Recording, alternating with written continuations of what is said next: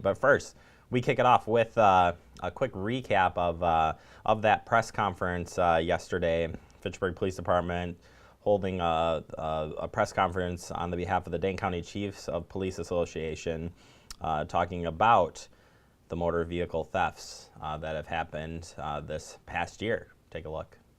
We're hosting this press conference not only as representatives of the Fitchburg Police Department, but also as representatives of the Dane County Chiefs of Police Association. As you are probably aware, this is an issue that is crossing many jurisdictional lines and affecting many communities here in Dane County. Our format for the press conference today is as follows. In a couple of moments, you'll hear from Deputy Police Chief Don Bates regarding the efforts we have taken in the spirit of collaboration and engaged in over the last several months to address the issue. After Deputy Chief Bates speaks, there will be an opportunity to ask any questions that you may have. And additionally, we have some information we would like to share with you electronically.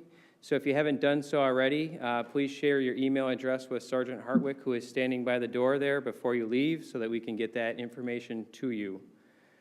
The objectives of the efforts you're about to hear about are first and foremost to proactively emphasize our interest in overall public safety.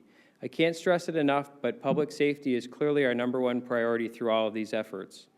Additional objectives that we have in mind are to offer the community preventive measures to reduce these crimes of opportunity and to also attempt to provide preventative resources to those that are committing the crimes. Again, coming up in the digest, we'll talk a little bit more about this, give you a little bit more insight into that press conference. So stay with us as we get to there. Also, yesterday evening, kicking off the evening events, the Fitchburg Chamber Visitor Business Bureau held their 20th year anniversary celebration over at Dream Kitchens. We got a crew out there, and looked like it was a fun night. Check it out. Tonight there is a feeling of excitement. We are excited to be celebrating our 20-year anniversary at the Fitchburg Chamber, but above and beyond that, we're celebrating our members and our partners and everything that they do for Fitchburg and all the support that they give to the Fitchburg Chamber. So really tonight is about all of the businesses in the area. Yeah, in the last 20 years, Fitchburg in general, I mean, everybody knows Fitchburg has just boomed and exploded, and so it's really exciting every day that I'm driving down Verona Road or Lacey Road or McKee Road, and I'm like, a new business, oh my gosh.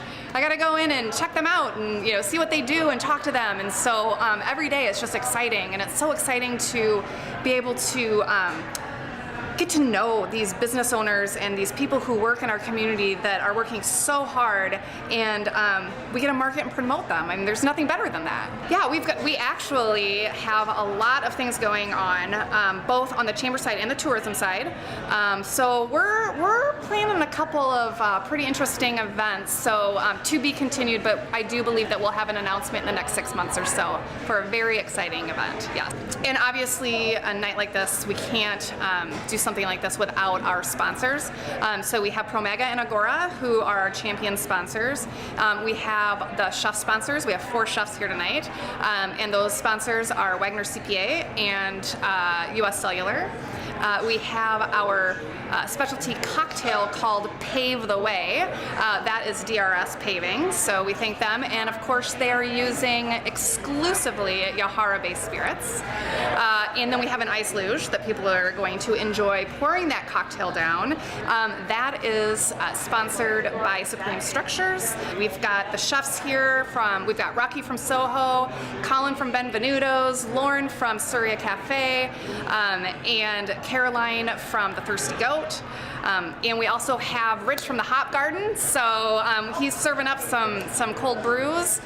So yeah, it's been a great night, and we have such great people to work with to make this come together. And I can't forget Jerry Schmidt from Dream House Dream Kitchens, who has opened up his business to our members and partners, and it is an absolute gorgeous space. So anybody who is looking to remodel their kitchen, head on down here. Again, congratulations to the Fitchburg Chamber for 20 years of great service. Moving on, last night as well was a Sustainable U workshop held over at the Fitchburg Public Library. We got a taste of that as well. check it out. All right, good evening, everyone. My name is Chris Jimison, and I'm the chair of the Fitchburg Resource Conservation Commission. On behalf of the RCC, I would like to welcome all of you to tonight's RCC Annual Forum on Sustainable U. We are excited to welcome LaTanya Floyd from UW Extension to Fitchburg as the guest speaker for tonight's program.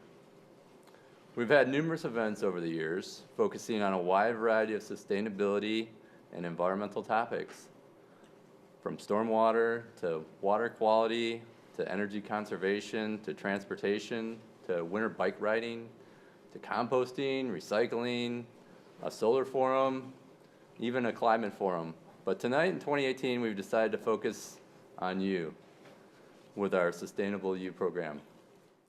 Okay, so the first thing I would like to ask is who does meal planning? Anybody in here still do meal planning?